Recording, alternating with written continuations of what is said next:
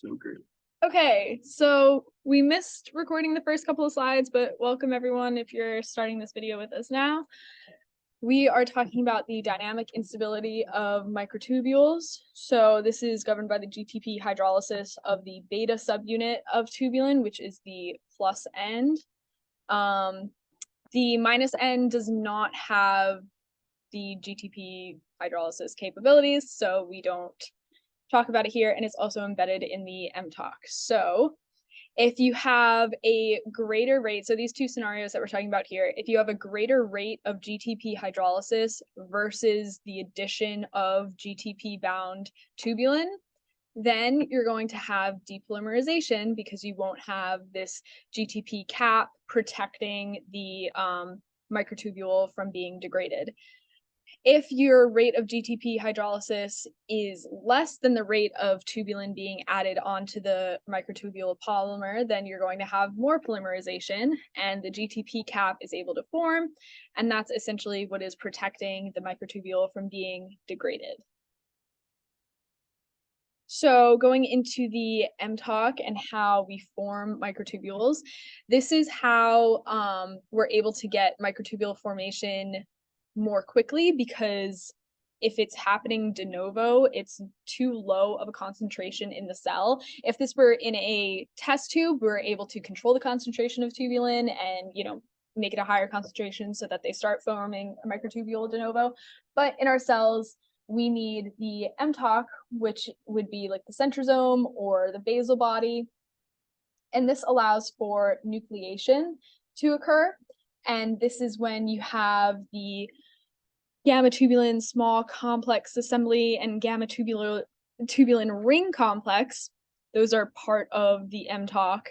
And the minus end of the microtubule essentially starts here. This is the nucleation that occurs, and then the microtubule is able to grow out of that. Okay. Any questions so far? What's gamma to USC? Gamma tubulin.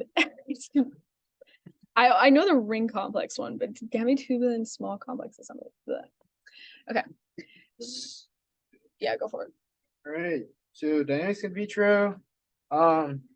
Just clarification of the line. In vivo means in the cell, so it's the processes we study when not in test tubes. And in vitro, Laura was talking about a little bit with examples over class.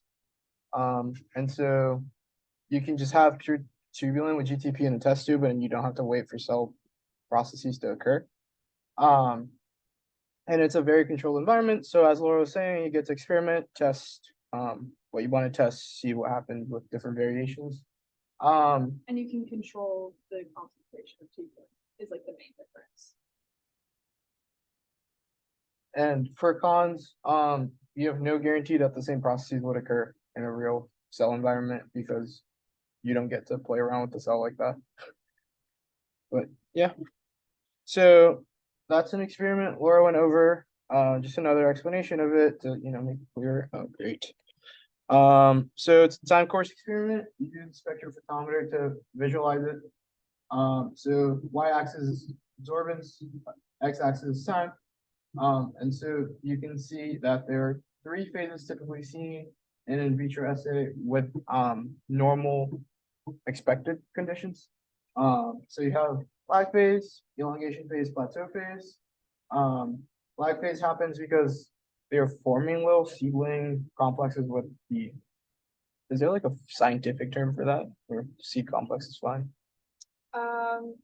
Seeds like oligomers, the smaller subunits, Yeah. or like subunits, but a smaller number of subunits together. And so you're basically trying to, or what you're observing is on the lag phase, that organization is happening so that they're able to, start growing as tubulin binds. And so once there's a pretty good number of the seeds, then that's when tubulin starts picking up on its addition phase, I guess. And it's called elongation for that purpose. If you're observing, you can visually see the microtubules get longer.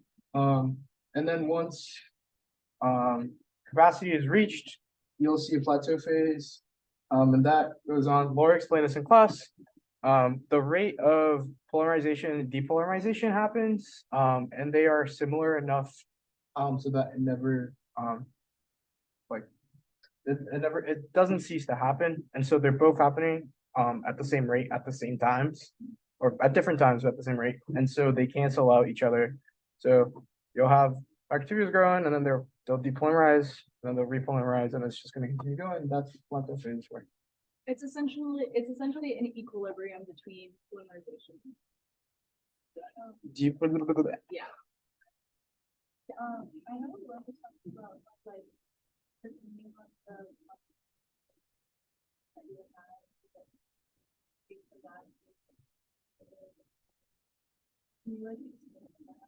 Yeah, so if you're using an in vitro environment, so you're controlling the concentration of tubulin, but you don't have like an MPOC to help, organize those oligomers and have the nucleation happen. If you have a lower concentration of tubulin present, it's going to take longer for those individual dimers to form, and then those smaller oligomers to start to form, and essentially, like, there won't be the same nucleation that's occurring, so that's going to make your lag phase longer, versus if you have a higher concentration of tubulin, they're going to dimerize a lot more quickly because there's more of them in the cell. They're going to find each other and be, GTP bound, or in the test tube in this case, and that's going to shorten your lag periods. Yeah. It's just essentially when you don't have the mTOC there to help speed this process along, your lag phase is only dependent on the just motion of the tubulin in the solution, and that's very random and not as. Was that cleared up? Okay. So we're gonna take a deeper dig into the different phases. So you have lag phase, we're kind of going over it. So it takes some time for the formation of seeds to happen. It's not like an instant process. You're not gonna like, oh, go be free, and then they're not gonna like freely form like that. It takes a little bit. And so there's an order for structure formation. You start with the pure tubulin dimerizes. And the process that Skye basically just, explained. And so once your microtubule, or once the seedlings are ready, then the start of the protoligament or protofilament, I said ligament, protofilament formation occurs, and then that's when you're able to finally get out of the lag phase, which is essentially just a buffer time for the microtubule formation to start. And then there's a little question over there. Usually we have, like, when we have more people, we don't have to single kids out. But what if the seeds already existed?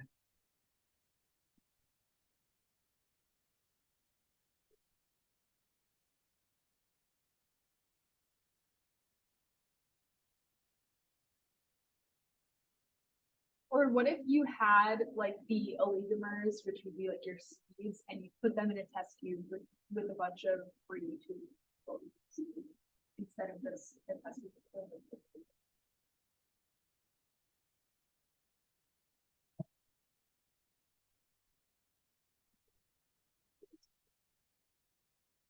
Exactly. It would be the same as if you had an MPOC present, basically, because the nucleation has already kind of happened. And from there, you can start making those protofilaments, and that's just going to shorten your lag phase eventually. So elongation, so formation of the seeds, ligamers, lead to rapid addition of tubulin, and primarily to the plus ends, and we're trying to emphasize that it can also the minus ends. But why primarily to the plus ends, might you ask? So plus end, there's GTP. And so you're able to have greater affinity for newly binding tubulin dimers or tubulin. And so if we go back a couple slides, sorry.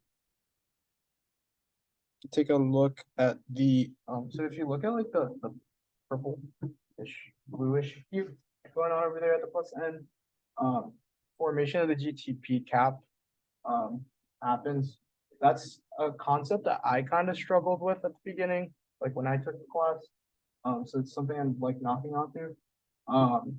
It's important for you to like conceptualize that that exists, and the reason why microtubule elongation happens at the plus end is because, like Skye put you on the spot couple of slides ago, the beta subunit is able, or tubulin is a GTPase, and so tubulin is, or the beta unit subunit of the tubulin is able to quickly bind GTP.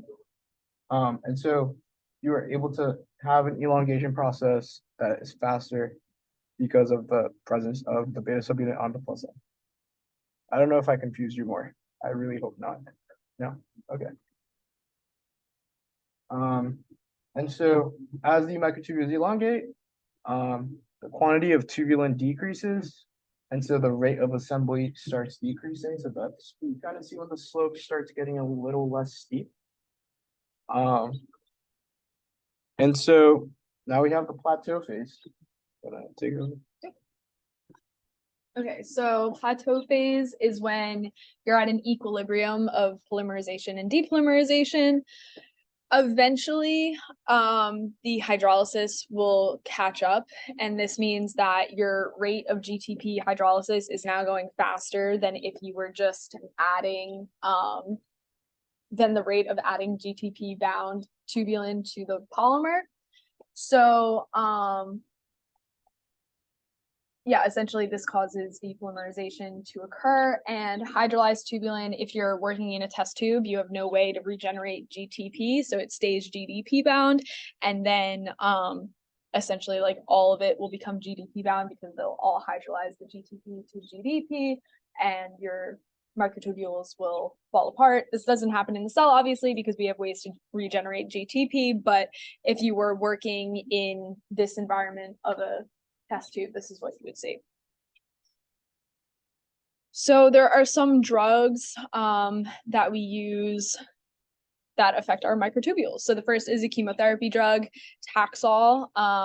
This stabilizes the microtubules and prevents disassembly. And the reason that this is used for chemotherapy is that we need that dynamic instability. We need to be able to break down our microtubules for cell division so that we can make them during anaphase and all that. Like those are all dynamic processes.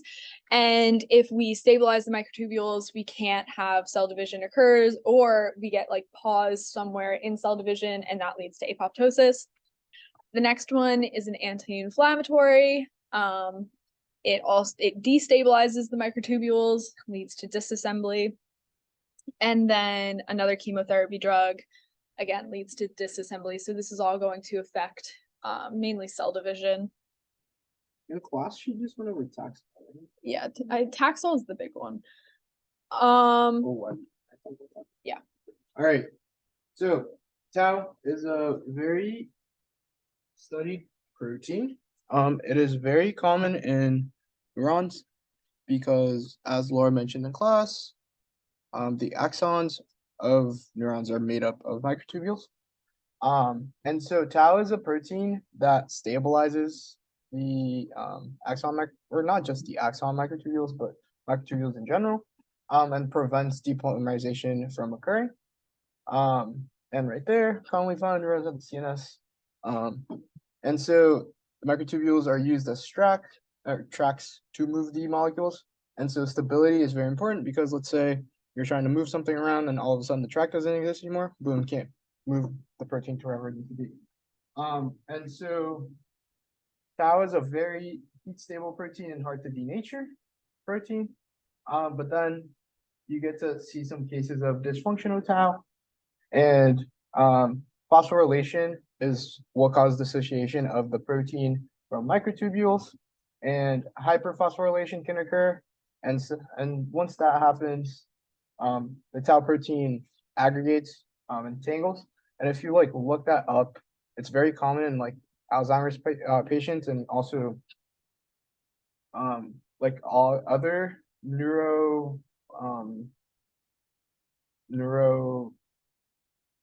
what's the category of disease? Like, Neurodegenerative. yes, that neurodegenerative diseases. Like, I don't, what's Jacob's, what's the name of that syndrome? It's, Yeah, that syndrome is also a big one. CJD. I studied it in, Alzheimer's, so that's like the one I'm more familiar with. And thought to be a primary cause for Alzheimer's disease. It is certainly a very interesting topic if you're ever looking into it. And are you in colloquium? No. Well, she's probably going to go over some sort of paper on that. But so now the fun part, I guess, of this topic, the motor proteins. All the motors are ATPases. What does an ATPase do?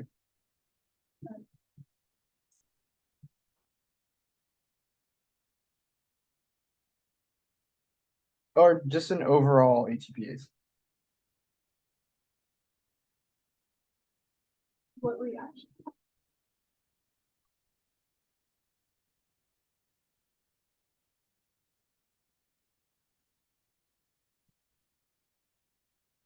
Like when we talk about GTPases, we talk about how they kind of.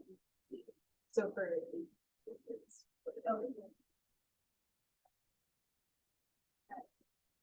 Yeah, exactly. The movies like Skye was talking about, they're kind of intuitive once you watch them like a couple hundred times. And for motor proteins, I guess they're a little cooler because you get to see like actually like walk.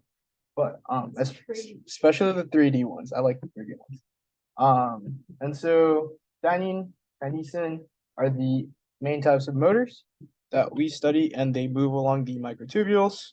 And they have different functions, and we are going to talk about cargo transport using microtubule tracks. So dynein's multifunctional minus end directed motors. There is one dynein family, I think is one, there might be more. That is a plus end walker, but we are not gonna. I think that kinesins are normally plus end, but there is one kinesin family that's. I think there is one dynein one family dynein, that okay. walks in the plus end. But think about dynein, the minus end, they're walking towards that side. And so several families, some families that Laura is gonna go over, or probably went over in the recorded lectures. 5, 1, 13, and 3. Or kinesins, sorry. Kinesins are plus end walkers. The dynein walkers, we don't go over the family types, I guess. And so there are a couple different families that we need to keep in mind, and she does want you to know if it is a dimer or a tetramer for one very specific family. And so kinesin 14 is the sole minus end directed family that we touch upon. We don't really go too deep into it. No, I think Yeah, you just need to know that. And 13 doesn't show walking movement. It kind of like just slides to the sides.